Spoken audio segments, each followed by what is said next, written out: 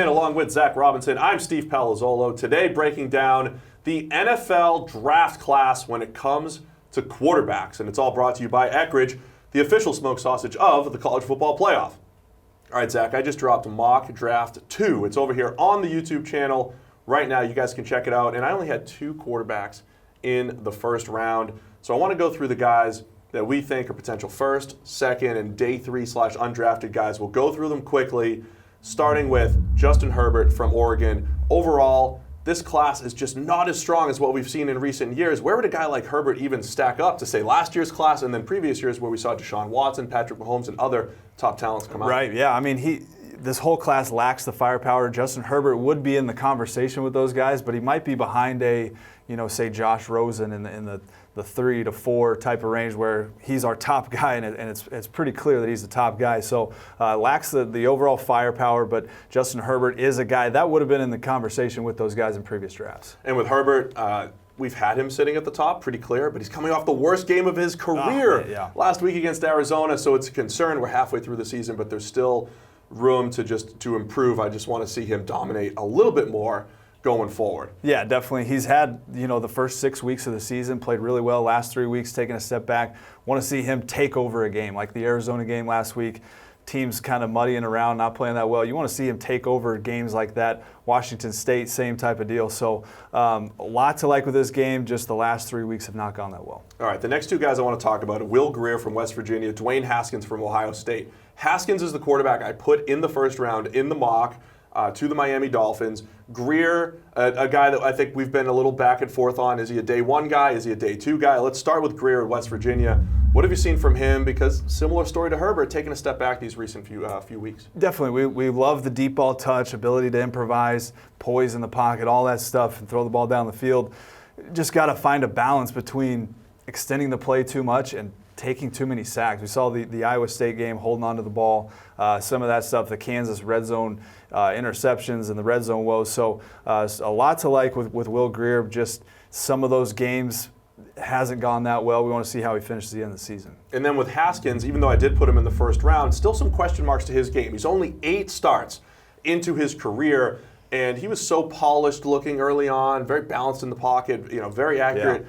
But I've got 2 major concerns. 2 games on the road, at Penn State, at Purdue, his 2 worst performances of the season.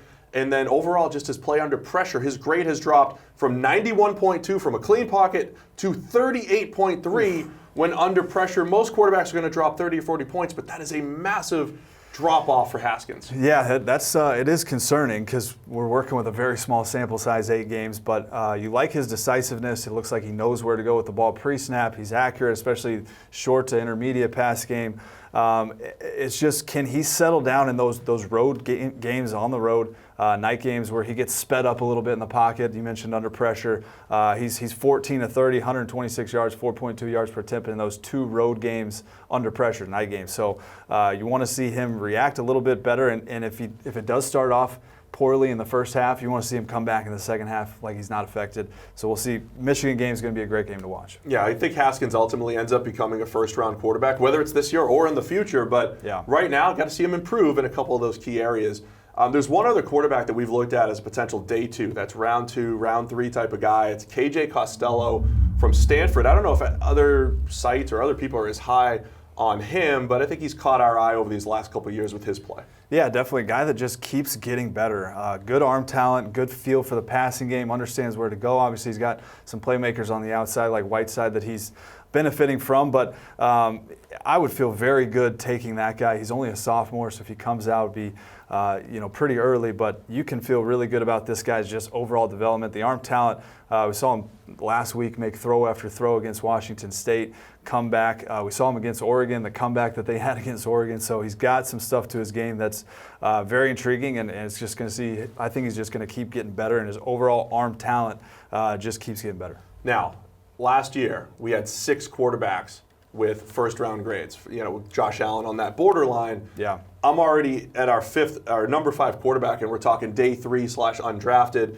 One name, I'm going to go out of order on our list here. One name we haven't mentioned yet as a day 1 or day 2 guy is Drew Lock from Missouri. He's getting a lot of hype as a number 1 overall pick, just as a general first rounder? Why are we lower on Locke than maybe some others? If you're looking at the pure arm talent, he's probably right next to Justin Herbert, but the areas that we hoped he would develop in terms of working the pocket, progression, seeing the field clearly, he just has not gotten that much better. So that's why we kind of put him in that day 3 category where he has the chance to move up and show some stuff in the last half of the season, but up to this point, we're seeing him kind of in that spot, and the accuracy comes and goes a little bit. And for a guy like him with his style of game, he needs to be a lot more accurate. Yeah, accuracy is a big issue. I see the arm. I think people are going to fall in love with him, especially in a weak class.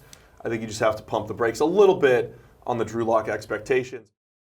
All right, man, I think I finally got it figured out. I'm going to throw the ball through the kitchen window, off the doghouse, rocketing up and off the bird feeder, all the way through the target.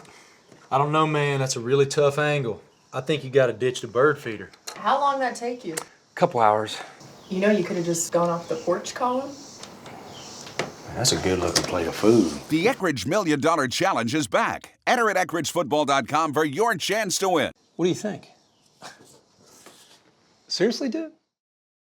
Want to fly through some of the other guys that we're considering day 3 / undrafted guys. One of them is Daniel Jones from Duke. He's a classic case of a guy coming into the season. We said he's 6'5", he's 220. People like him, but we need to see more, and we've seen it so far this year. Small sample again, but grading at 87.3 this year, the best grade of his career. He's been solid. He's hit his deep shots this year. He's hitting a lot of posts, taking the top off the defense, and he's taking advantage of it. So he's a guy, another big guy, pretty athletic for his size. Kind of continues to develop accuracy when he's moved off the spot, is a little inconsistent, but another guy that's definitely improving, and he's a junior, so he would definitely benefit coming back to school. A couple other quick-hitting names. Ryan Finley from NC State. A lot to like about his game, but I think you saw it in the Clemson game, especially the arm strength just not there compared to some of the other top-level prospects. Yeah, the NFL is a man-to-man game. Everybody knows that. You're going to have tight window throws, and we've seen it,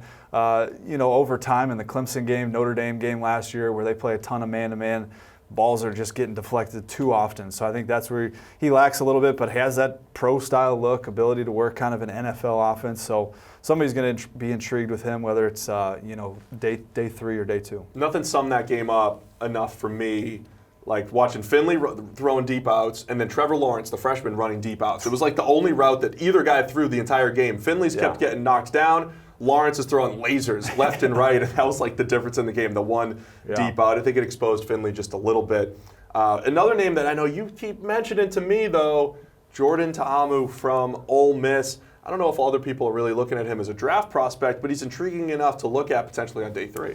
No, definitely. He's a guy that's really late on the radar. We saw him just start the last half of last season, and then he got off to a great start this year, but another guy that just kind of keeps getting better, has the arm, has the athleticism. I think he's a very poised guy, Hawaiian guy. Those guys are very chill guys in the pocket, so I like his overall game. He definitely warrants a look later in the draft. And you look at the rest of these guys, he's got a big build, athletic, good arm, so he stacks up with kind of all these later round guys. He's also been one of the more accurate quarterbacks in our throw-by-throw accuracy charting. Another big name that hasn't come up yet, and who's getting first-round hype earlier in the season, Jarrett Stidham from Auburn. Again, I think we're either much lower on him than everyone else, or other people are going to drop off the bandwagon because this season has not been good for Stidham. It hasn't gone as planned. Arm is good. You look at just overall how he throws the football. People are going to love that. Oh, he's got a laser. But it's almost like a Drew Lock, where the areas we hoped he would progress in has not shown up. So falls into this category. Definitely a good player. He's also a junior.